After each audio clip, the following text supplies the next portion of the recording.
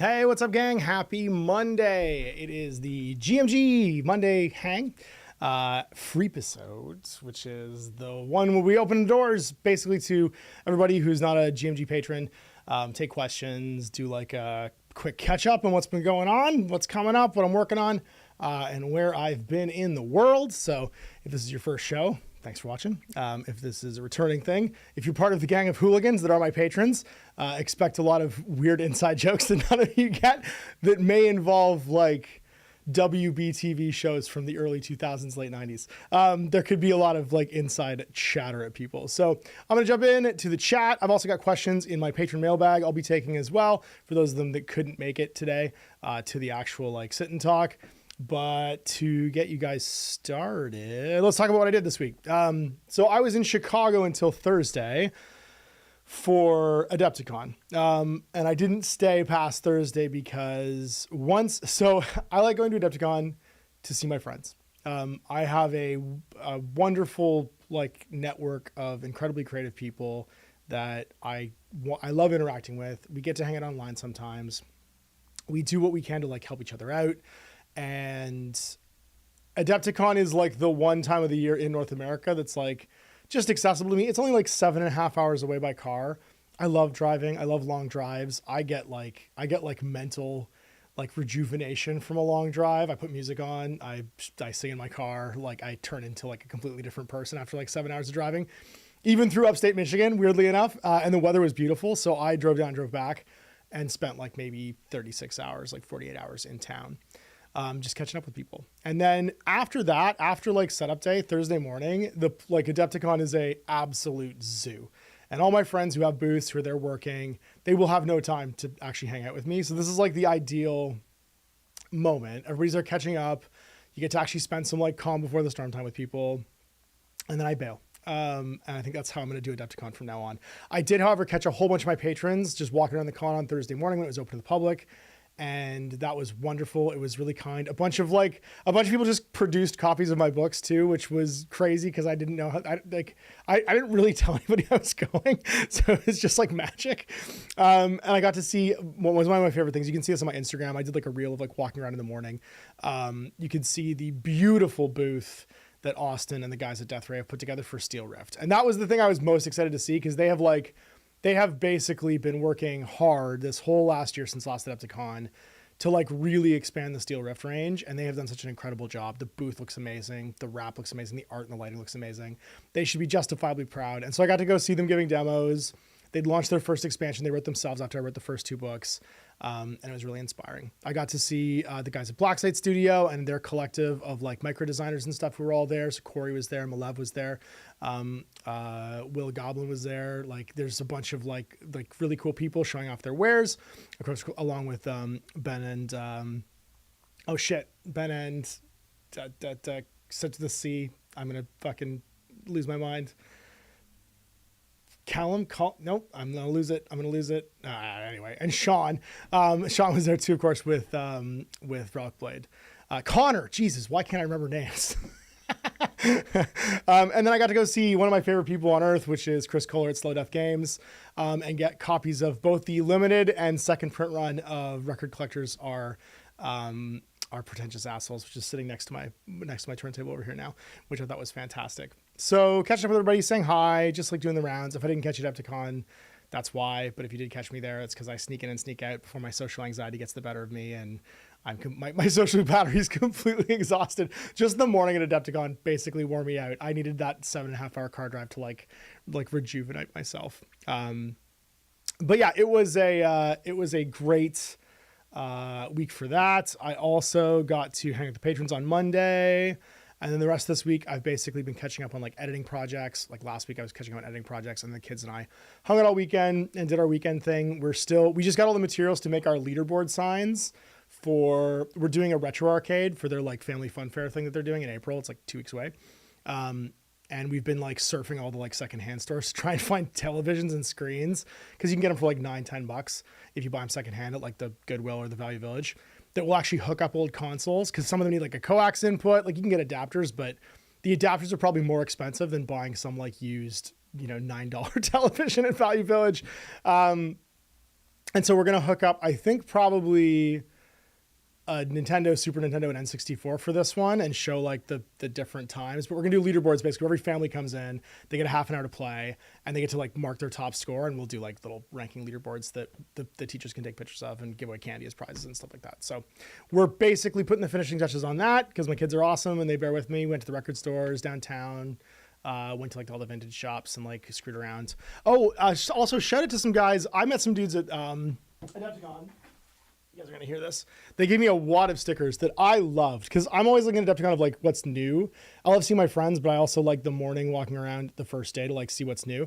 These guys from the Hive Scum podcast and Nemo, the Mordheim Necromunda like 28 stuff. They were so cool. I got to like hang out with them. They had a booth this year. Really cool tables, wicked stickers. I got like a pile of stickers. And their vibe was excellent. So shout out to Nemo and the Hive Scum podcast. They remind like they're all way younger than me and most of my friends at Adepticon. But they felt like the next generation of people making shit they like. And they had a really cool vibe. So I got to hang out with them for a bit and talk to them during setup, and they were cool as fuck. So definitely check those guys out. Check out their podcast and check out their websites for what's going on. So let's see who is in the chat and who I can say hi to. We got Veil of Darkness here saying what up. Captain Ferry here. Terrence Miller's here. Crown of Command's here. What's up, Crown of Command? I love your podcast, dude. Captain Ferrite's here, who says, we tried one-page rules war fleets and were pleasantly surprised, but I still want to see Void Admiral. Void Admiral's like on my table. Jay and I just keep getting disconnected because he had, like, basically what happens is if we miss a Tuesday and then I miss a Tuesday because I was in Chicago on Tuesday this week, we get like behind like 2 weeks, but don't worry, we're figuring it out. We got Ryan Dunphy here. Sweet. You're at a beach in Mexico, dude. What? It's finally almost spring here. We had our extra day of winter as I was like the day after I came back from Chicago, it snowed for like the entire day on the fourth day of spring. So we had our like extra day of winter basically, which was wild. Jim Crimmins is here. Dan's here. Tobias Newman's here. Thank you, Tobias, for also being awesome. Chet Chisholm's here. Hey, buddy. Chet's been converting some Tanith. He sent me a text actually this week with some really cool Tanith first and only conversions that he's doing that are very cool. Cracker says everyone's younger than me too, mate. Yeah, I know. It's getting to that point. Yeah, but that's so like I'm so always I mean, you do the Crown of Command podcast. If you know what the Crown of Command is, that's like a dog whistle for you and I for how old we are. But what was I gonna say? I'm always so worried about where the next generation of like creative people are coming from in this industry because like I don't really know who's making new customers anymore. The mainstream stuff is on like a really high shelf, both like complexity wise and dollar wise. And to me, it's like, and there's nothing like Battle Masters or Hero Quest, you know what I mean, to really get people into the ecosystem. There's been some like attempts made with like those bookshelf games that were in Barnes and Noble and W.H. Smith in the UK. And I feel like the magazine subscriptions, the part play things like Imperium, they're like a stab at that. But if I don't know what thing is like an on-ramp into miniature wargaming for my 10-year-old, then who will?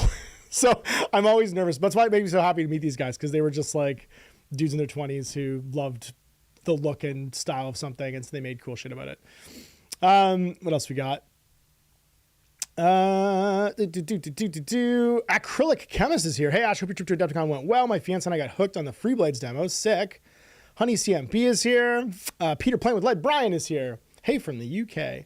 Puxatani Phil lied to all of us. Lamash says, yeah, for sure. Oh, Crown of Command, thanks, man. Yes, please do like the stream, because the algorithm hates me because I don't yell about things enough or say they're awesome enough, and I talk about weird shit that no one cares about but me. So yes, I am algorithmically, like, it's funny because right now, right before Adepticon, this happens every year, and every year I sweat about it. My metrics on YouTube just absolutely crater in March. They just absolutely dive into the shit. Like usually I get about 1,000 new subscribers a month. I think I have like 298 in the month of March, and like everything just craters. My views crater, everything craters, because what happens is the algorithm basically swells about whatever the previews are and the reactions to previews. And there's this like massive, if you think of like the algorithm in social media and YouTube as being just like decibels, the mainstream decibels around this time get so high that anything to do with like indie games or whatever just gets like completely drowned out. So like it's almost like the Matrix thing where like you don't see the ones and zeros anymore. Like I always know when Adepticon's about to start, because I watch like literally everything I try to do on YouTube just completely crater for a month, and then in April it starts to swing back, and then later on it swings back again. But like, it's very funny that there's nothing I can do to stop it. It's just everybody who gives a shit about this month's like new thing, or it is basically kind of commercially engaging with it to get views and likes and stuff. They go up and I go down. It's like a counterweight thing. You know what I mean? The counterweight gets very out of whack during this month for me. Ryan Duffy says, wife booked a trip because she had a crap day at work. That is a good for her. Honestly, if you have a crap day and you're just like, I need to change something, go big. Like, don't just like drink a smoothie. You know what I mean? Don't just be like, I'm going to go buy kale and that's going to change my whole life. Be like, no, fuck this. I'm going to Mexico. Good for her, Ryan. That's awesome. I love that. I don't think I made this much rules writing progress in months. That's amazing. It was 2 in Halifax yesterday. That's so funny. Crackerman says, I'm stoked that you listen to the podcast. That made my morning. Oh, no, totally, dude. I'll be on the podcast if you want. Just like friggin' send me an email. I'd happily come on and talk about whatever old shit you and I both know about.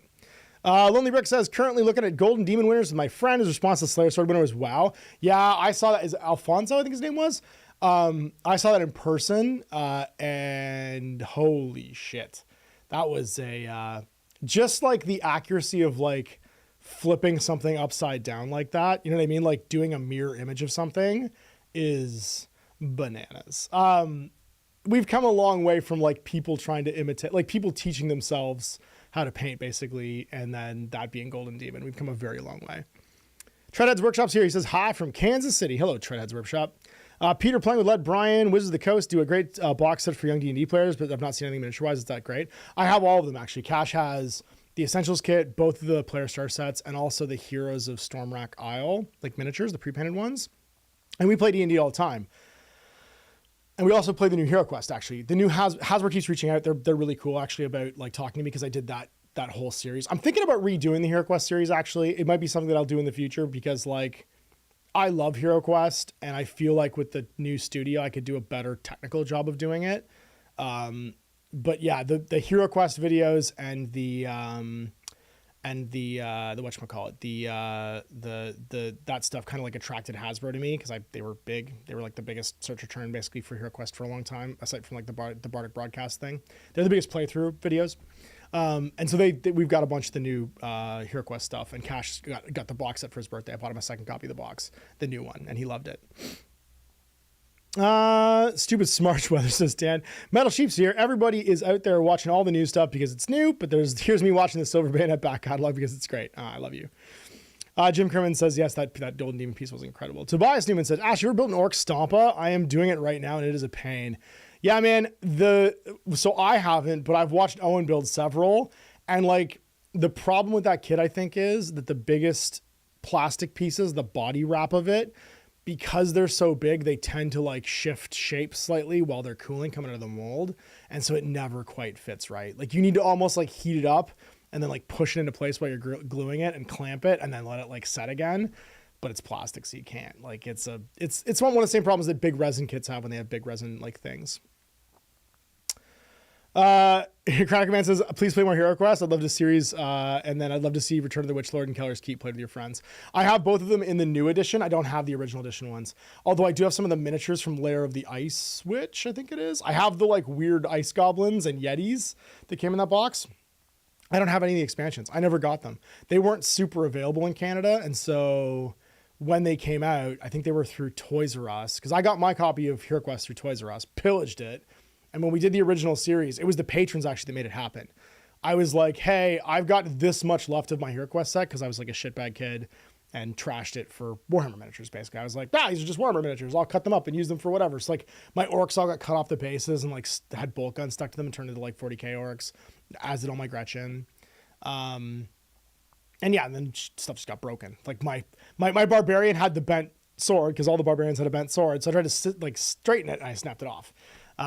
So like what's cool is people who own Hero Quest tend to own multiple bits of Hero Quest, and we were able to like Frankenstein all the pieces back together. So that's why I have a complete, my copy is now complete again, because we basically like we reproduced it from everybody else's bits boxes. But I don't have any of the other ones except for like a few odds and ends. I have nothing else. Honey, see, sorry, I'm losing things. It's going fast now. I got to keep up. We got 62 people in the chat, so it's starting to like speed up super fast. I'm gonna take a few more questions from the chat and jump in the mailbag and make sure I didn't miss anything. Honey CMB says, super stoked to dig into Steel Rift again after talking with the Death Ray guys at the con. Oh, I'm glad. They were so pumped. Their like booth looked so good. Peter playing with lead. Brian says, my son got the new dread for Christmas and I had to share the shoulder plugs to let them move. Otherwise I just point to the sky. It just points to the sky. Yeah, I think that the new dreadnoughts are like that. Ash, what do you think of painting monochrome paint schemes? I'm painting Chaos Legions for Warcry, doing a metallic scheme, painted black, overbrush steel, shade. Do you mean monochromatic? Do you kind of mean like doing them almost like Sin City style, where there's like splashes of color but monochromatic? I think that's really bold and cool. I have some friends who've done a lot of that. Epic Duck has done that a bunch of times with some cool kind of monochrome stuff. He did a really cool, if you ever go look on his website, go look at his YouTube channel, my cousin's Epic Duck Studios. He has a Warcry warband. It's Garrick's Reavers. And they're not monochrome, but they're like two-toned. They're like a teal and purple. He was doing some kind of thing where he was like, just do contrasting colors and it'll look cool. And you kind of like fudge the rest. It was badass. So yeah, like there's a lot of different cool ways of doing that. It's challenging, right? Because you're trying to like make a lot out of a little. So precision probably matters a little bit more, but yeah, man, go for it. What else we got?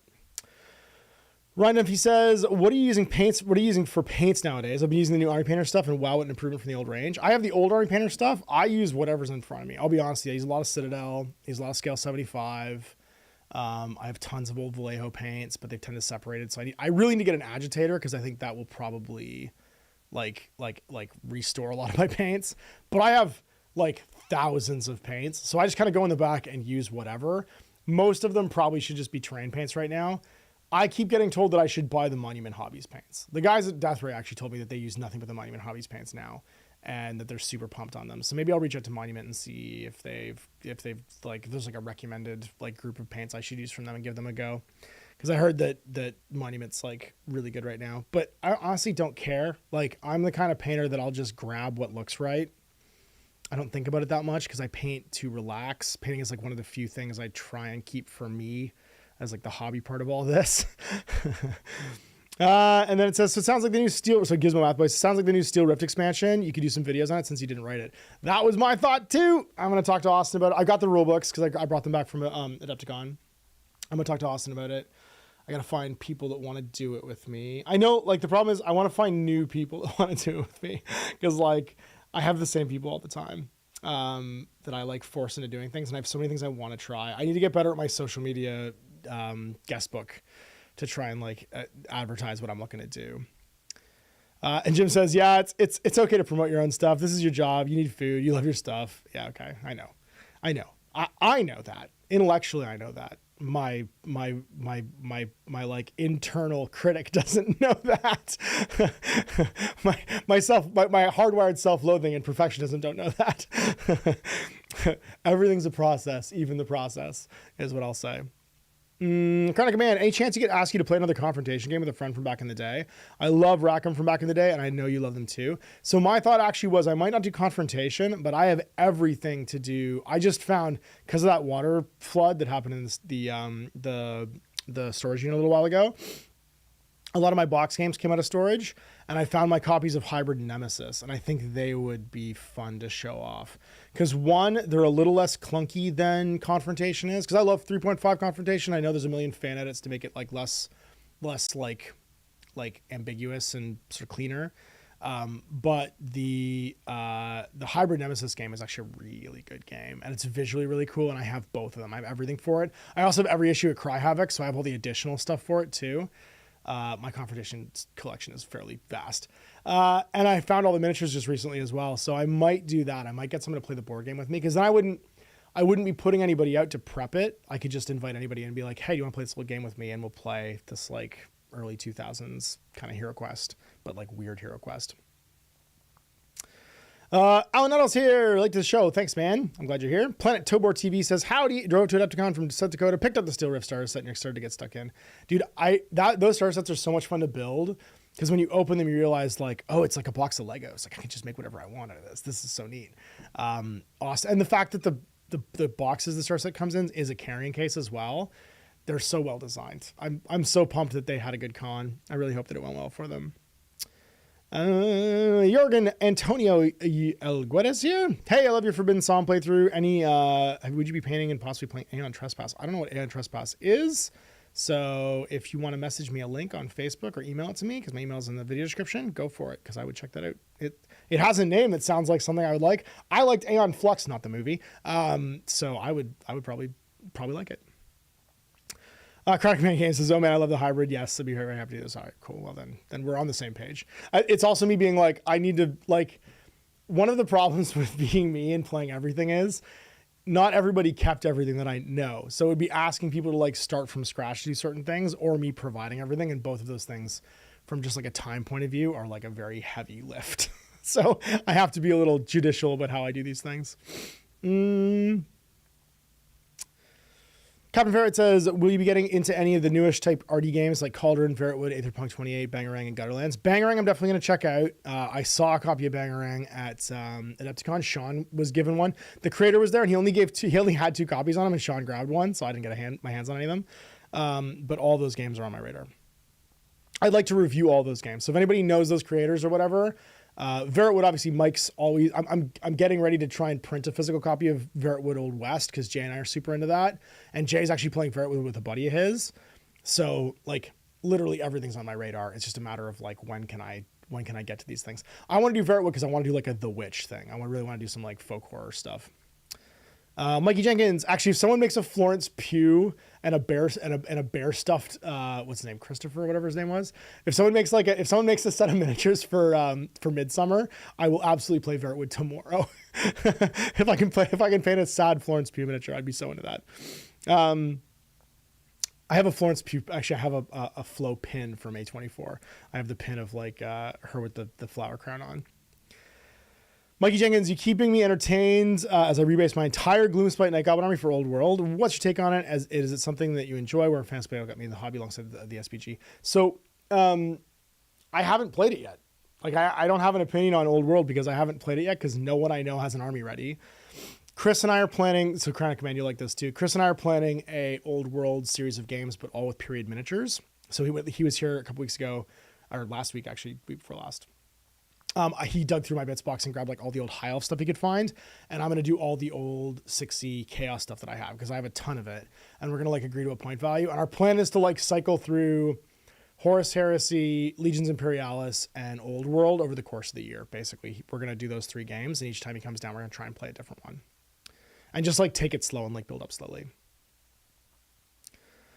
Jim Kerman says, have you played Space Weirdos or Sword Weirdos? No, I have them, and I think I reviewed Space Weirdos. Or was it Planet 28, and then I didn't get to Space Weirdos? Those 2 are definitely games that I have on my radar, though. I own both.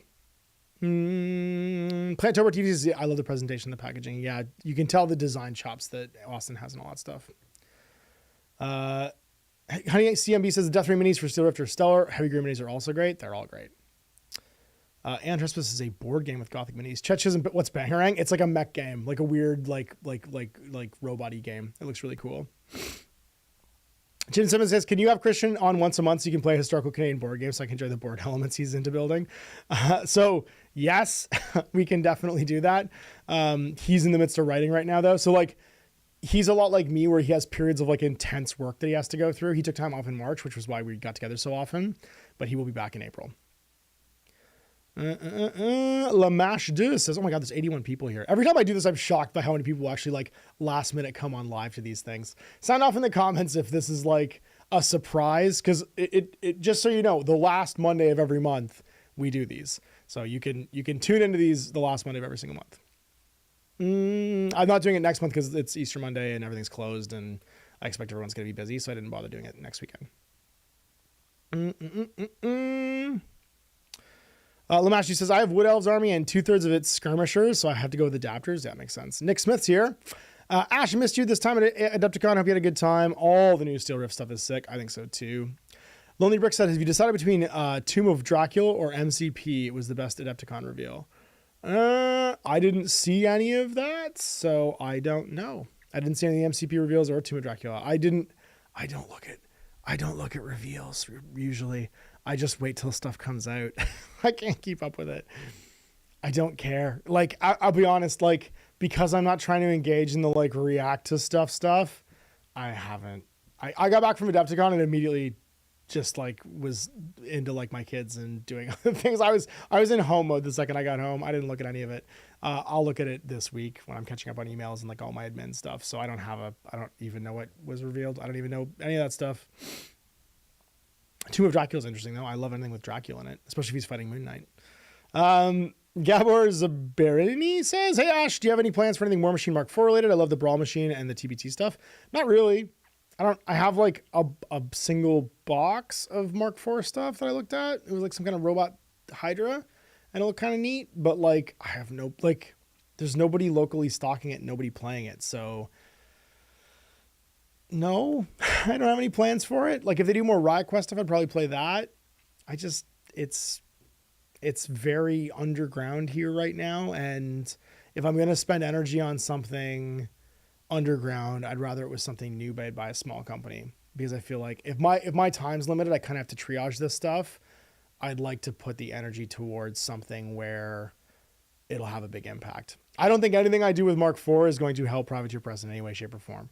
They are making what they make at this point. Whereas if I play Verritwood, you know what I mean, and Mike sells 10 more copies of Verritwood Old West, that's like, I love that. I want to see him succeed. You know what I mean? Like if I do something with Cursebreaker with Sean and he sells a bunch of that, or if I do something with Malev, or if I do, you know, if I do like Night Thirst for Will Goblin or any of those stuff, like seeing people that are chasing that are passionate about making these things try and succeed is different to me than a company. And I feel like if I've carved out my niche and my niche is what my patrons want me to make, that's what they're here for. You know what I mean? So if you guys watching this are kind of unclear on what my ethos is of all this stuff, is that my community is a circle of people that celebrate, I think, the like creation of things regardless. And it's kind of not competitive. And that's where I want to put my energy, because that's the community I've cultivated. And that's what I think we all think is important. And we all, well, I mean, besides everything else that we all have in common, like music and movies and the stupid crap that we talk about in books and everything else that we seem to have in common. So kind of like to long story short, your question about Mark IV, my budget of time is so limited and I'm trying to make things that make me happy too. That's probably not on my radar for that reason, if that makes sense. I keep up with mainstream stuff mostly because that's understanding where that business is going helps me understand and kind of direct how people can thrive in the under society, the counterculture of all that stuff. So I kind of have to balance those two things. I can't ignore them, but there's certain companies that I've done my stuff with. So, you know what I mean? Celebrating their old stuff I think is really cool, and I'll keep doing that, but their new stuff, they're kind of on their own from my point of view, because I need to put my energy into people that are just starting out, I think, more than anything else. What else? Oh my God, it's gotten so far away. I have to go back in the chat. Any new stuff coming down the line from Blaster? I saw they had a booth. Yeah, man. Alexi Studios, which is Greg Horton.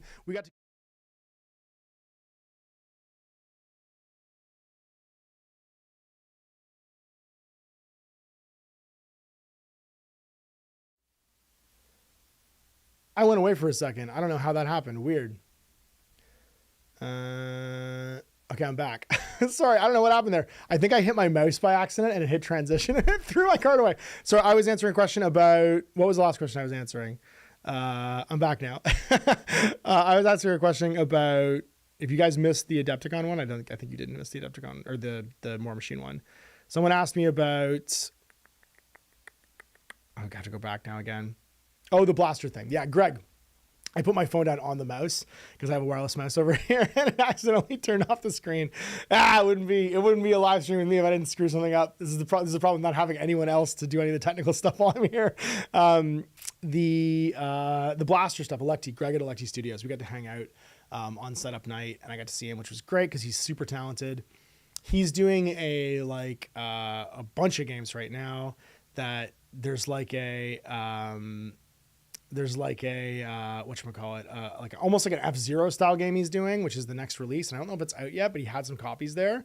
He's launching Hobgoblin, which I'll be reviewing this week. So if you guys want to check out Mike Hutchinson's Rank and Flank game, I have a copy of it before Mike does. He yelled at me, he sent me a message. He's like, shit, you have a copy of Hobgoblin before I do, which was very funny. But he had some copies there at Adepticon, so I grabbed one.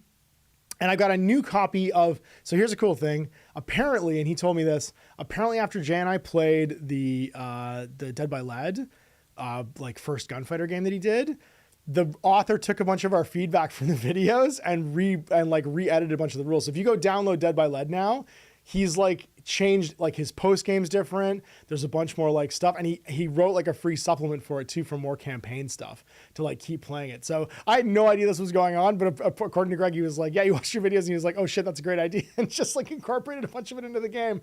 So if you go download Dead by Lead now, or re-download it if you have it digitally, apparently there's a bunch of like quality of life improvements and changes where he got to watch it being played and was like, oh shit, this is what happens when you put it up front of a whole bunch of people. Which I thought was super cool and very flattering. And then he's got Gavin, Andy Chambers' new game coming out. I think it's like a mech combat, and there's a mech combat game too by somebody else whose name I can't remember. But Greg's got many pans in the fire. I feel his creative process, because he's also doing it like all by himself, and he's managing a bunch of projects for a bunch of people. But the quality of that guy's layouts and like design stuff is like up here. It's why Blaster looked so good, right? And we were definitely what was I gonna say? We were definitely like both blessed and humbled by the quality of like the design that guy could do. It was very high quality. So yeah, check him out. See what's up. I like that everybody freaked out for a second. Did I check out Shovel Knight? I did not even see there was a Shovel Knight thing there. No, I bought some stuffies for the kids. I bought a bunch of the D&D stuffies. I got Cat and Owl Bear, and I got Cash and Mimic stuffy at something Goblin, Hooded Goblin. There was some place there that I got it from, which was very cool. Oh, Bellafon 383 says he picked up Void Admiral and he's finishing a fleet. That's amazing. Okay, I can't. I've got too far now. Mechboard and Steel Psalm coming up. Sweet. Please do the like spike, guys, to help me out. Oh, thank you, guys. Xeogenesis. No, not Xeogenesis. So Plantober asked if the Andy and Gao game was Xeogenesis. No, they've done like a smaller game together with Electi. That's like an indie game. Just like through the magazine. So Xeogenesis is its whole own thing that had like a booth at Adepticon. They're doing like some other like I can't remember. It's not Rift Runners. I think Rift Runners is the one that's coming up before that, or maybe it is Rift Runners. I don't remember. There's a bunch of them in a row, and I can't remember which name goes with which, so I'm not going to say it because I'll screw it up otherwise. But just go to the Electi Studios website, and you can see everything that's going on with them. Okay, I need to actually go check out the mailbag from the patrons, because we're already halfway through, and I haven't taken any patron questions yet because I suck. And I'm going to go do that. So we got Gareth. Oh, no. People. Oh, geez. So I love everyone who is in my Patreon, because if I've answered a question already, they go and edit in and write, you answered this already here, because I forget to delete questions I've already answered. Okay, I'm just gonna take a second to all of you out there and to say I love my patrons so much, because some of them like understand that I'm basically like always white knuckling my way through this, and they do little things like that to help me, and moments like that make my day. When I go into this patron document, and I look and I see the people who've recognized the fact that I completely forgot to do something and just do it for me. Oh my God, that is the most that is the most wonderful thing about the community of maniacs that I have cultivated, is that they will do those things. So Millput asks, what's your view of 40k and AOS game modes, Combat Patrol, and Spearhead? So I don't have a view of Spearhead yet, because I think it's not out yet. It's just been announced. So I'm really just going to talk about Combat Patrol. And Combat Patrol, I loved the idea of Combat Patrol. I think the problem with Combat Patrol is it's been paved over. Is that Games Workshop will only ever succeed in the things they promote. And one of the problems with hiring your customers, which Games Workshop is so big now, they end up doing inevitably. Like in technical jobs, they won't hire their customers as often. But in most front-facing positions, whether it's like sales, promotion, community, you need to hire people that understand the product. So they tend to hire their customers a lot, and that tends to import a bunch of bias. And whether it's good or bad, and also if you're just chasing metrics, you're going to go with what seems to spike the most, right, when you talk about it. So Comp Patrol, I think, is a wonderful idea, but if you were to like just do a scrape of Warhammer community and their Twitter feed and their Instagram, and just go and look at how many times someone posted something about Combat Patrol versus how many times somebody posted something about new rules, like meta stuff, new rules in a codex, metadata from tournaments, commentary on unit types, army list writing, anything that's not Combat Patrol, anything that's to relate with like what's considered like the real way kind of by the community and also by how many times you post about it in your marketing department, then people who got excited about Combat Patrol right at the beginning, it didn't feel like anyone stayed excited about it. And because we are naturally gregarious as a species, we want to feel like we're part of the in-group. And this is a thing that people in marketing really tend to forget, is if you're trying to say Warhammer is for everyone, you need to be very careful about how you equally celebrate aspects of your own product line, because you will create a sense of first class and second class customers. If someone's really excited about Combat Patrol, you need to hold space for them. Even if 90% of the internet is clamoring for you to do more stuff about what they consider to be the real way to do things. And Games Workshop used to be really good at this.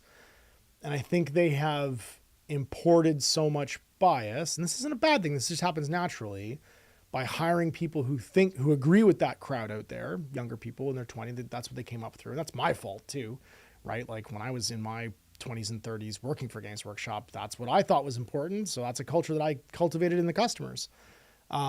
Then something like Combat Patrol doesn't have fertile ground. I think it's the same problem that Underworlds went through. It's the same problem that a lot of competitive things that they try and make competitive go through, Kill Team goes through. If you don't hold space to make those people that are really excited about that product line feel like they are equally valued, then they either leave and get bored. They're naturally immune to it because they're just kind of like, they're healthy kind of like people, which is the rarest kind of customer, the ones who can like balance out that what they like is fine and that they don't really give a shit what anyone else thinks.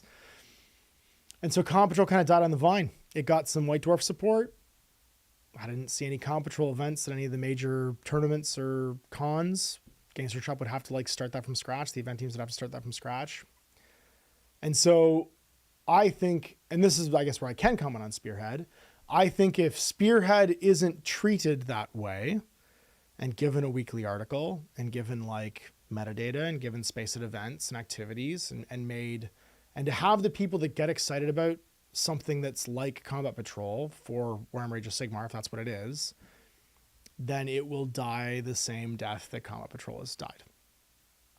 Does that make sense? I think that's it to me. I think they're both wonderful. I think from a design point of view and a creative point of view, they're wonderful.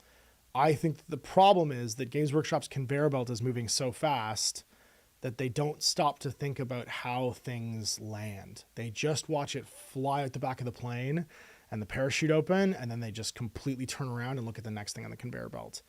And that is a dangerous thing to do to customers who are engaging with something that takes time. If your product takes time to both complete, consume, and then move through to complete that like customer loop of build, paint, play, build, paint, play, build, paint, play, if you're not always watching the landing and then watching if it grows or not, you don't get the same effect from that product. And you can launch as many products as you want then, but that doesn't make it succeed. It just becomes an afterthought. It becomes like it becomes a novelty. And I think Combat Patrol has landed in like the novelty sort of side of things. I'm going to go back to the chat for 2 seconds. I only got 3 questions in the mailbag, so I'm just going to hop back and forth real fast. I'll do the next one in a second.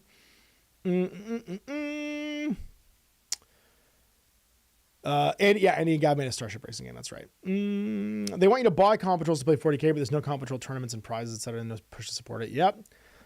Gray Primer says, hey, from Ireland, I'm currently working on another epic scale diorama, Wicked. I mean, that's so fun. Dioramas in epic scale, when you have like Titans and stuff fighting, some of my favorite 90s dioramas are actually in epic. Do you remember the one that was in White Dwarf where they sculpted Logan Grimnar and all the Space Wolves in that scale? Oh my God. There's an epic scale diorama. You can probably Google this. There was a guy who did in Golden Demon. he did all of the characters from the second edition Space Wolf Codex in epic scale, and they were perfect. It was, I mean, my memory of 25 years ago says they were perfect, but maybe they were, maybe they weren't. Also, it's also more than maybe 25 years ago at this point. Liam Fishwick says, same problem Infinity has. People only play the proper Infinity. Yeah, Christian and I were talking about that, where it's like, why haven't we already written these Rangers of Shadow Deep style Infinity packets yet? Because we should just do that. Ben Puffer says, any news on the Turnip 28 skirmish game? No. I see Max posting all kinds of cool pictures. He did like a weird fish people army recently, because I follow Max on Twitter and on Instagram, and his feed is super cool with like just the gross weird shit he's working on. I haven't looked at the game recently. I think I'm still on his Patreon. I don't know. I haven't checked. I have like an out of control Patreon subscription thing where I like people I just automatically subscribe to their Patreon. I think I'm still on Sean's Patreon, and I don't think he's even running it anymore. I think he shut it down. I have like a weird thing with Patreon where I'll like sign up for all my people that I like, and then I don't know if I've looked at it in a long time. I should go check it out. I'll check it and see if I am still. Andrew B, oh my God, that's a $20 super chat. Dude, what are you doing? My quest to continue to get Ash and Jay to play Pathological 2 for Grimdark Media is on PC and PS4. Okay. I hope you had a good trip at Adepticon and for the time you were there. I did have a good time at Adepticon. PS4 Pathological 2. Okay, I'm just going to write that down right now. You just paid $20. I'll check out Pathological 2. That $20 can buy me a copy of Pathological 2, probably. If it's on PS4, I have Game Pass actually for PS4 now for the next month. And then Grimdark Media. I'll check it out. I'm not playing a lot of video games right now just because I don't have time, but I will definitely check it out. And also, dude, $20. Thank you. If the game costs $20, I'll just go buy it.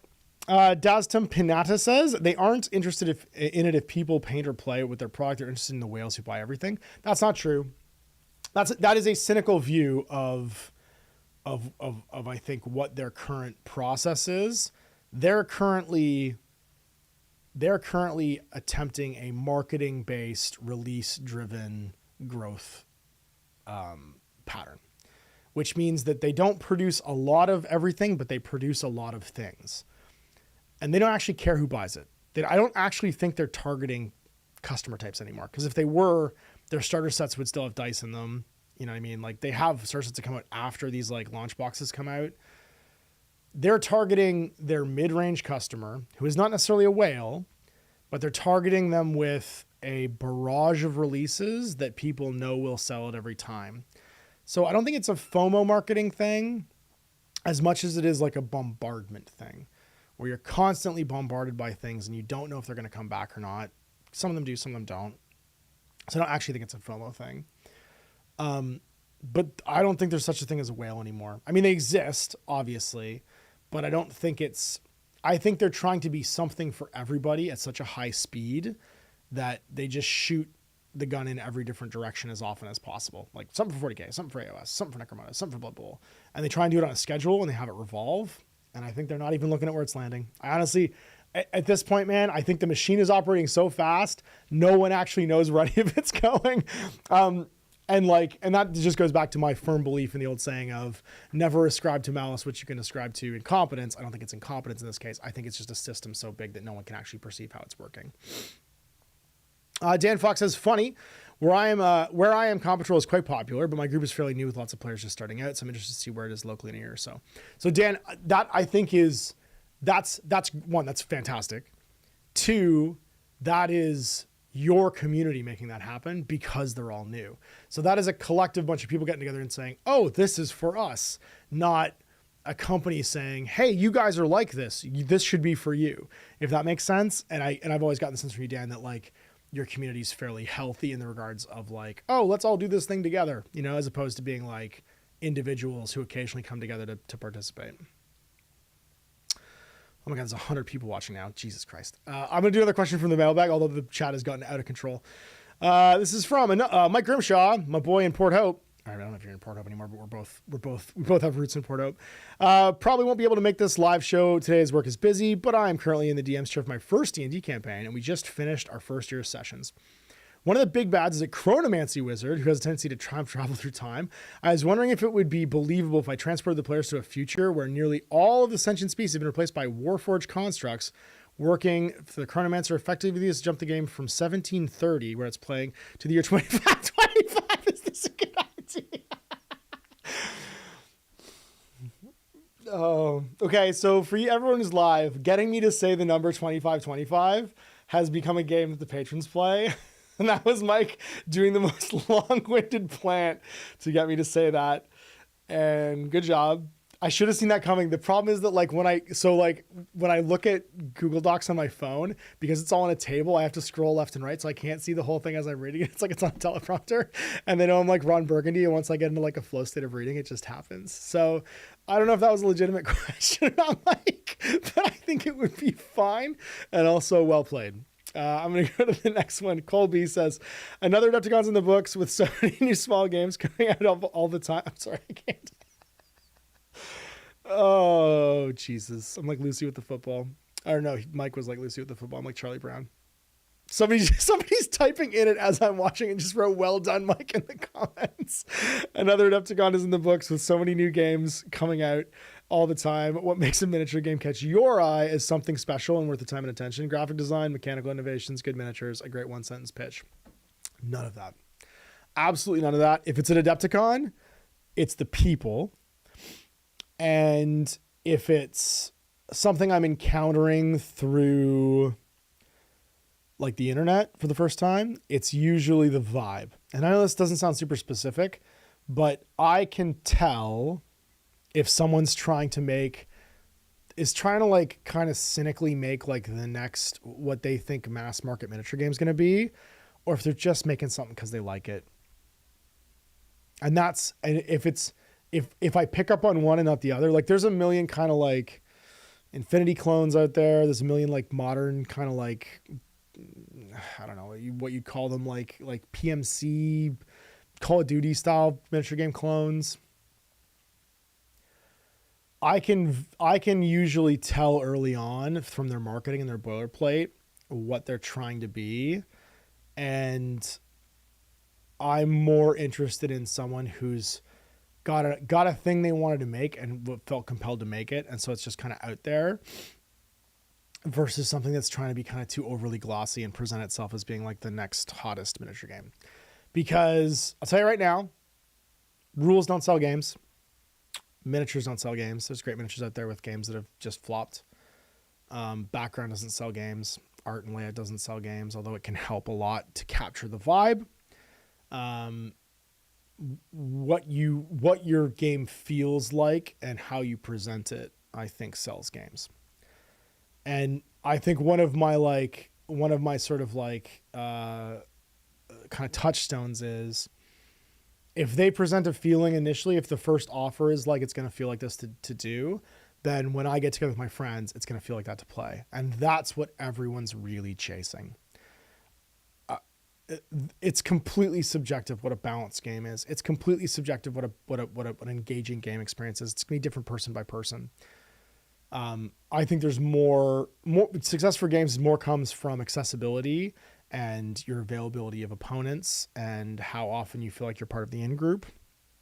I think in the current ecosystem where there's no room for mid-sized game companies without them spending a ton of capital or renting a license, like the only way you get to the mid-sized sphere right now is by taking someone else's IP and hoping there's enough people that like that IP that Venn diagram over into tabletop gaming that you have a customer base right away. And that's not a cynical thing. That is just literally what Asmodee did with Star Wars and Marvel. What Warlord does with the 2000 AD stuff, right? Like these are things that companies do to pay to get someone's customers to pay attention to them. So in the underclass, right, in the indie sphere, what you have to have is you have to have people that are more interested in getting together first, and the reason they get together ends up being the powerful thing that keeps you playing a game. Oh, just pathologic. Oh, sorry. Lamash just says just pathologic. I am pathological, so that would make more sense. All right, so what else we got here? I gotta skip ahead because the chat is like, I've been waxing philosophical now. The chat is like so far away from me. Kraken Man says, I just wanted to say that I like the new format and seeing the new studio build, Ash. I think you feel happier, and I hope that's the case.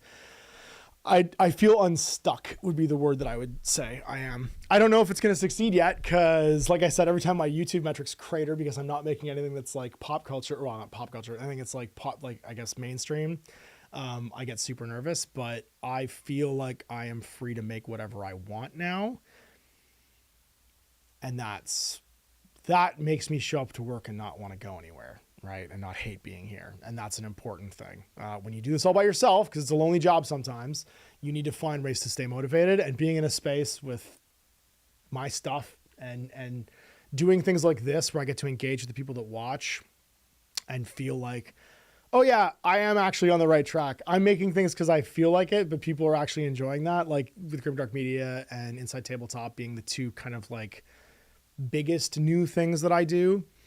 And then like also like doing Film the Table, which we haven't done in a bit, but I'd like to do more of writing, getting back to writing, and then producing more indie games and more just games because I feel like it, not because I feel like I'm compelled to. That intrinsically makes me happier because I'm not feeling pulled in a direction like an obligation. Oh, I got to the part where everyone's Nick got here just in time. And then everybody got Mike. Everyone scored. Oh, nice. Andrew gave me another $10 for getting to 100 viewers. Bro, stop. I feel like I should start taking my clothes off. Ultramentus here. I have this great idea for a Helldivers RPG where the squad travels around super stealthy spaceship and your squad is called the Ghosts. They might even call it Ghost Ship. Now everybody gets to stamp their bingo card. If no one has the GMG bingo card, it is very easy. I think there's Tim Hortons on screen right now. You're going to get one. I said Ghost Ship, which is 2. And they got me to say Cleopatra 2525, which is 3. Inquisitive Fact says art helps because it gives you a glimpse into the maker's brain. Yeah, and that's why I said it's not important. It's not everything though. Liam Fishwick says Port Royal, Midgard, Guards of Trader Toll. These are games I'm key to looking at when they launch. Me too.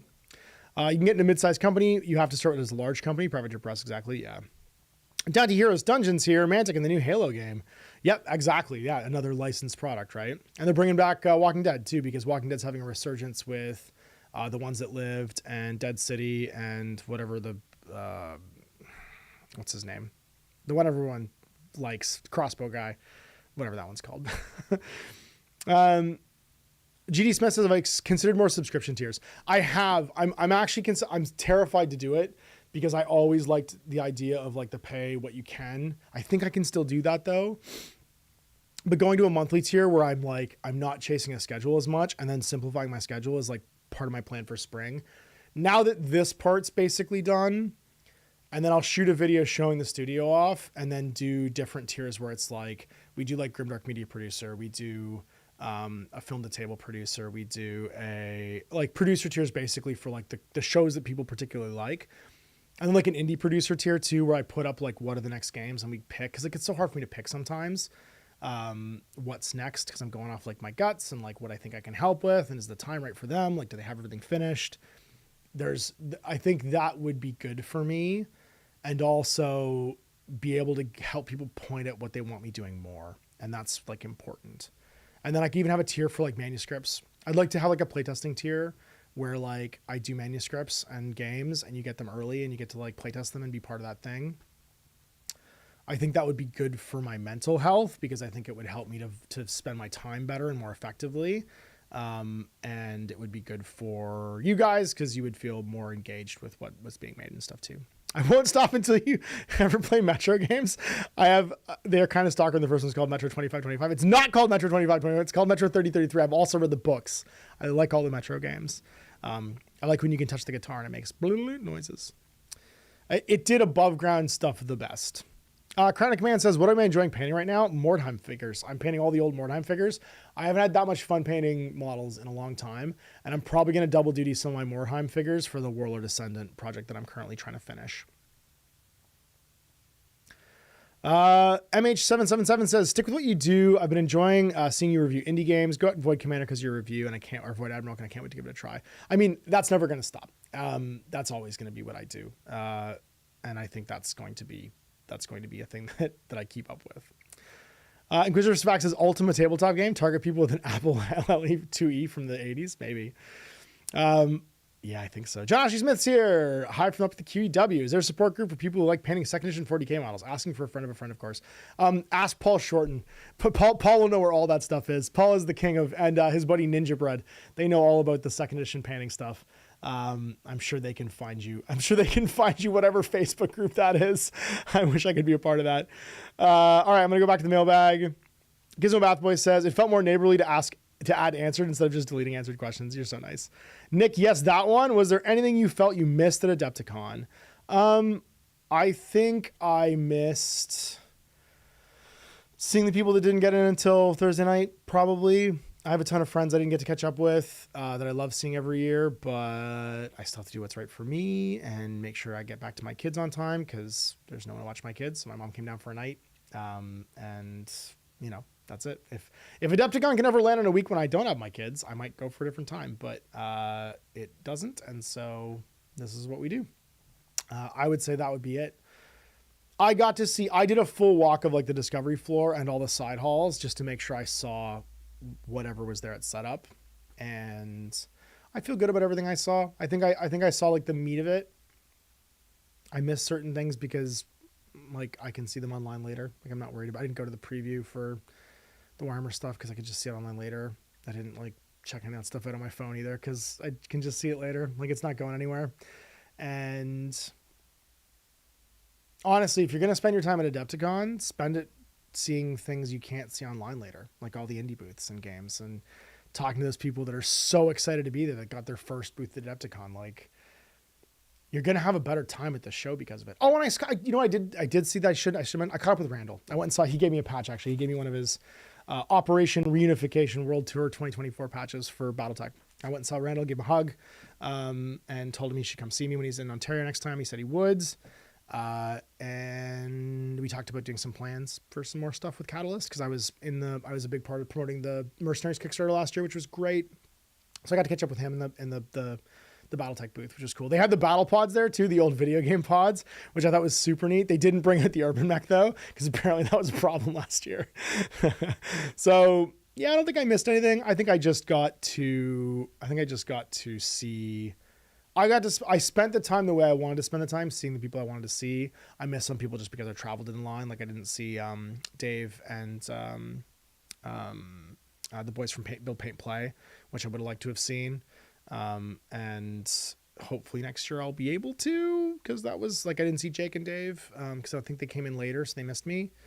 But other than that, like, yeah, I got to spend time with people that I really love and, you know, see them succeeding and being excited. And I got to see them fresh, right at the very beginning of the con before their eyes were dead from a million conversations. They lost their voices. It was funny when I got back, my mom said, "You still have your voice." And I was like, "I know this never happens." It's because I didn't have to shout for the entire con and spend 4 days at a booth yelling, which was great. Yeah, it was great. Well, sorry. So we're done the questions for the mailbag. I'm going to go through, we're almost done the show. There's 112 people here. Holy shit. If this is your first time watching this, sound off in the comments, because I'd like to know how many of you actually have never seen this before, because this is what this is. It's a bunch of, and all my Chucklehead patrons who are in here, I love, because you guys are getting a taste of what it's like to do this every Monday. What do we got in here? Oh, Mike's here for the last 5 minutes. I did answer your question, Mike. If you go back a little bit, and you got some cheers, man. Go back in the chat for a minute because you got a few cheers from Ron Burgundying me. Nick Butler says, I added pre-order for Void Cowboys. Thanks to your review. I appreciate the solo game opportunities. Yeah, man, I'm stoked for Void Cowboys. Corey was so sweet. He just like brought me a copy. Somebody suggested I should do Legos to do like the old like Benny from the Lego movie Legos for Void Cowboys. And I'm really tempted to, but I think what I'll probably end up doing is my Isaac Clarke miniature from Dead Space and doing like a Dead Space style one. Cause the game feels very Dead Space 3 to me when you're in the atmosphere around the planet before you go down to the planet flying around. Inquisitor's Fact says, do you think you'll have a Mordheim game that turns into like the Gorka Morka campaign where by game 4 you take over the world? Maybe. I don't know, man. I need to have a warband survive 3 games for Mordheim at this point. Inquisitor's Fact says, I would admit it to Adepticon if I moved to the West Coast. Ultraman says, I'm thinking about getting out of Legion. Large collection, don't play anymore. There's a few of those minis that I'm really proud of how they look and painting, basing. Get a shadow box, man. It's funny. I kept a few of my Legion minis after I sold them all off. I kept Anakin because I love that mini. And just like threw it into like I have this display cabinet in my room that's a old type case. I don't know if you know what those are, but movable type basically had these drawers for when you would lay out like a newspaper, you'd lay out like books that you would keep all the type in. And my mom has got a couple, she gave me one, but they're these like relics of a different age basically. But they're great for like putting curios on. So all my little tchotchkes and weird little like things. I also collect cigarette tins from like the, 50s and 60s and lighters and like just weird shit that I like, pocket knives. And I've got my Anakins in there actually because I liked them so much. TM says the battle pods are one of the finest bits of ephemera. The guy that was refurbishing this set is a legend. I would agree. Digital Tro's here. It's your first time. Amazing. Marshall Doug's here. It's your first time. Gorgeous Facts. I'm usually in a work meeting. I like that you're playing hooky though. Lonely Monkey Productions says first time. Danik Toman says first time watching. I'm really happy I made it to this. Thanks for a great show. Oh, thanks, dude. Terrence Mittner's here for the first time. Oh, wow. There's tons of people. MH777, James Blundell, Jiddle Roa. Atron's not the first time. He's one of my patrons. So he's never missed one of these, I don't think. Crown of Command was first time. Sweet. Brian Krantz here. Kids on a spring break. So I joined late and missed last week due to an ER visit. Oh shit, dude. I'm sorry. I hope that's okay. Terrence Mittner's here. Got to take a work call. Lego minifig gaming is a thing. I know it is. Especially the mech combat ones. And then Nick Butler says I actually did build a Lego tile set for Demon Ship. I love that. Lazy Fire Praying After Nash, just like to say I'm really enjoying Grimdark episodes with Jay. Yeah, we're both really enjoying that, actually, doing something that's just because we love it, Great Primer says I played Lego Blood Bowl when I couldn't afford GW teams. That's amazing. Ryan Duffy says he's going to make a Duodepticon. I hope you do. Nick Butler says, I do have one of those drawers in your office. Yeah, man. Liquefied Pork's here for the first time. Jorgen's here for the first time. Tobias missed a bit. I had to eat some waffles because it's 9 months left to I don't even know what we're saying here. There's a guy with Lego Frostgrave and he's super cool. That's amazing. Just the fact is I literally have Star Wars Legion from the first 3 movies. Never played out Memories, Ewoks, Tauntauns. That's perfect. Christmas. Okay. Oh my God, it's after 1. There's 108 people here. All right, last chance for questions. The Patreon mailbag is empty. I'll do what's coming up while you guys ask a couple more questions in the chat. And then we'll round this guy up so everybody can get back to their lives. So what's coming up this week? I have Jay coming in tomorrow to do Black Company for Grimdark Media. This week's Inside Tabletop is going to be with Mike Hutchinson, Gasland's Mike of Planet Smasher Games. And it's a good one. There's 2 really good ones. And I'm going to be editing that tonight and tomorrow. And tomorrow, The Doomed begins with Chase. I got a 3-game arc with Chase playing The Doomed. And it kicks off tomorrow. And then I can't remember what the rest of this week is. Oh, and an RPG. We're going to put up the RPG for Precipice of Corruption, which is great. It's basically when I play I accidentally become Joel Miller. I either become Batman or Joel Miller. That says something about like the darkness inside me, that I either become Joel Miller from The Last of Us or I become Batman in everything that I play. But I got to edit that and put that up too. So Thursday should be RPG. Tuesday's The Doomed. Saturday's going to be, Saturday will be Mike, and then Sunday will be Grimdark Media for the Black Company, which should be great. So yeah, that's it. That's what's coming up this week. So let's see if there's any more questions in the chat, and then I will let you guys get back to your live. Atragon asks if we got the Cleopatra. We did. Mike got me this time around. You guys have started managing the question mailbag, and it's getting out of hand, but I love it. So go back and watch it later. Atragon, you can catch me going crazy. Great Powers with Lego toilet paper is not cool. No, I guess that's probably true. Chase Power says I think Lego's cool. Oh, also tell me if you want this, because Chase helped me out with the retro arcade for the kids. He brought me an extra controller for the Sega Genesis because he had one. He also brought me a Sonic and Knuckles conversion for Sonic 2, which is amazing. But he had the BattleTech Genesis game, the 16-bit BattleTech Genesis game, and I'm super tempted to find a way to stream it because I'm pretty sure I can. I'm pretty sure I need to get a coax converter so I can put it into HDMI into a capture card, because the Genesis only has a coax. It doesn't even have like an RBG input. But I could probably do like a live stream where I try and play this BattleTech game, which I think would be super fun and stupid and up my alley. So yeah, let's see if we can make that happen. I just gotta Google or Amazon wish list, or like try and Amazon find a converter for coax to HDMI, because then I can put it in a capture card and I can just do it just like this. I could literally put like a screen over here in front of me, and then you guys watching me live stream, and then have it like up in a corner where I'm trying to play this like shitty old 16-bit game. My son and I tried to play it, and it was a nightmare. It was an absolute nightmare. I would love to do that. Wargamer asked if I've at least tried the Lancer RPG. I own it, but I haven't tried it yet. Jay and I have like a backlog of RPGs to go through. It's funny because Lancer was being developed when I was doing Gamma Wolves, and we had a problem at Osprey trying to find mech designers for Gamma Wolves because they were all working on Lancer. We can get any artists off like DeviantArt or something like that, because literally every single one of them had been bought up by the Lancer Kickstarter to do art for the RPG. I should check it out though, because it looks amazing. I backed the digital, I think, Kickstarter, so I think I have it all digitally somewhere in my thing. Chronic Command Games, I'm kicking the table. Chronic Command Games asks, so the last couple questions here. Everyone seems to think that I should do the Battletech Genesis game, would be killer. Okay, maybe we will do that. Captain Fritz says, am I the Jack Black of wargaming? I hope not. I hope I look better than that. But I am also a bit insane, so that could make sense. Andrew B says I could send you an HDMI converter for the Genesis. I don't know, man. Email me if you want to do that. That'd be cool. If we can get it right. Oh, what's the next record you're going to play on the sweet turntable behind you? Okay, Great Primer wants to know. I'm listening to, so this is, if you guys want to know from now on, I got a shelf, because so many people ask that all the time. What's right now on the turntable is what's on the shelf behind me. This is my like playing right now shelf. So it's Malibu by Anderson .Paak. Although I did set up Kat's turntable in a room. That's something we did on Friday, actually. We went to the Restore, which is like a value village for furniture here in Canada, and got her a stand for her record player. I got her like a little Amazon, not like a suitcase record player, because they're all kind of garbage. I got her like an all-in-one speaker record player kit. It's not like a suitcase though; it's like a full turntable. Just because like if she decides she doesn't like it, then whatever. And she helped me to buy her a copy of the 1989 Taylor Swift album. That's the Taylor's version, because she wants to buy those. So of course they cost $20 more than the studio versions.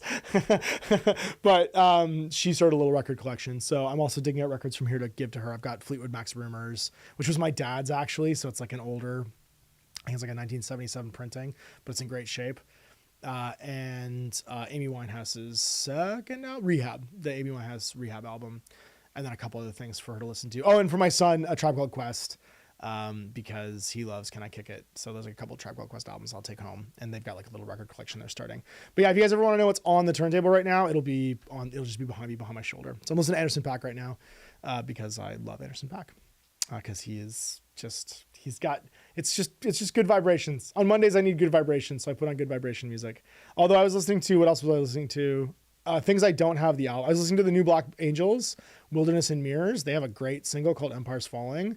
And then I was also listening to Kareem Riggins' Head Nod Suite and Kiefer's Between Days, which are kind of like lo-fi jazz hip hop albums. So like a lot of like instrumental, like no lyrics, like hip hop albums, because it's Monday. And so I'm getting my vibe right before I come and do this with you guys by listening to like just kind of upbeat music. I don't listen to anything too aggressive before noon on Mondays after I drop the kids off at school. I go to the gym and then I listen to stuff that's kind of like upbeat. I guess the Black Angels are fairly aggressive because it's like psychedelic rock. If you haven't noticed, I like all music. I just love music in general. Music is about like setting the scenes. That's why I have everything from like The Sword to Anderson .Paak to Mad Villain, which by the way, Mad Villain, Madlib and MF Doom's like probably one of the greatest albums of all time, 2004, came out 20 years ago yesterday. It's a 20-year-old album now, which breaks my heart. But also apparently has only become more popular in 20 years. Like it wasn't like a hugely popular record, but got like super well reviewed in the New Yorker and then became like crazy popular later on. It's one of my son's favorite records. He likes this, and he likes the new Czarface with Frankie Pulitzer, which is Tom Hardy. If you didn't know that Tom Hardy's a rapper, that Venom and Bane is a rapper, he's also a rapper, and he's a big friend of Czarface's. So yeah, check out the Frankie Pulitzer. It's something Madness in the World. What's that album? What's that song called? It's called Frankie Pulitzer with Czarface. The song's called Frenzy in a Far Off World with Frankie Pulitzer. Yeah, that's Tom Hardy rapping on that album, and it's fantastic. So what else we got? And yeah, everyone wants me to stream this game. Okay, cool. Planet Tobor TV, the Mister is the greatest little retro game box I've invested in. Great for HDMI streaming, one-to-one console behaviors. Okay, cool. I'll check that out. John Asking Smith says, I wasted so many hours playing Battletech on Sega and it's good times. Great Priming says, I'm obsessed with Dead Kennedys and Fugazi at the minute. It's funny, I was listening to Cash had some reel that he really liked a song in, and it's called Hula Gang. It's almost like a punk 90s hip hop kind of thing, but a couple of their tracks got used in like, you know, memes and reels recently, but the whole album's actually really good. It's only available on digital though. I was going to buy it from an LP, but I can't find it anywhere. But Hula Gang was right up my alley as far as like stuff. But yes, I mean, Fugazi and Dead Kennedys are fantastic. What was I listening to? What punk record was I listening to the other day? I was listening to, I just bought a Minor Threat album.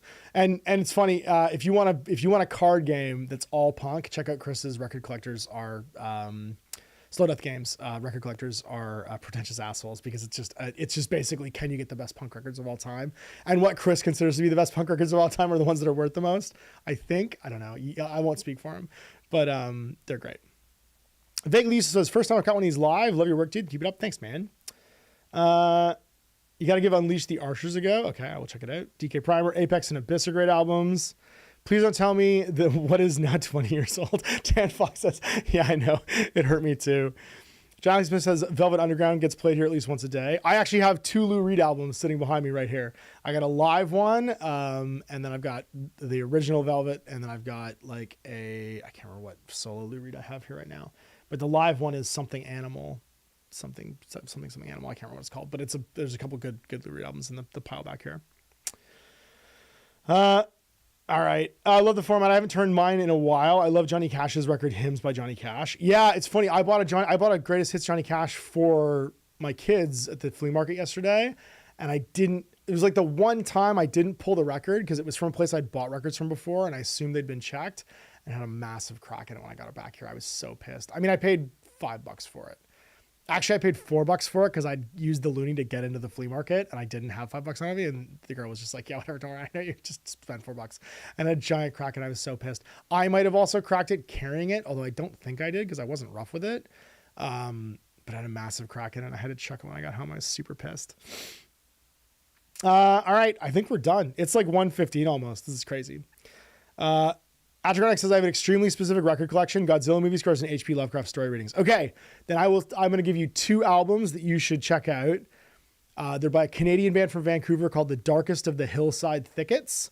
And they have 2 HP Lovecraft themed albums. Actually, all of their stuff is like mythos themed. But The Shadow Out of Tim and Spaceship Zero are fantastic kind of indie prog rock albums by Canadians, completely about HP Lovecraft. So check them out. They're great. The Thickets are fantastic. And if you ever want their pedigree, they did a bunch of the music that's on Penny Arcade's Xbox Live game, The Rain Slick Precipice of Darkness. So the Penny Arcade guys are big fans of the Thickets, and they did a bunch of the songs for Precipice of Darkness, which I loved. So if you're into some vinyl that is super, super mythosy, go check it out. All right, we're done. I'm out. Diggle Abortions, Best Vancouver band, also good band. Yes, also good punk music. All right, I think I'm done. Vaguely useful. Last one. Yeah, we need less stuff to date us. I'm here building the new box of hives I had from when I was at work at GW a decade and a half ago. All right, guys. I think we're finished. We've gotten 15 minutes over, but I love talking to everybody in the FREEPISODE. We had 115 people here because we're not talking about now we're dithering and we're talking about music and we're not talking about miniatures. So everybody that didn't want to hear about my musical tastes and movie tastes have left, which I think is great. So everybody have a great week. I'll catch up with you lovely patrons on Monday, and we'll do this all over again. I will remember to clear out the dock this time, I promise. And yeah, so check out The Doom tomorrow. Thursday will be RPJ. Saturday will be an Inside Tabletop with Mike, and then Sunday will be Grimdark Media for The Black Company. All right, love everybody. Have a great week, and I'll talk to you later.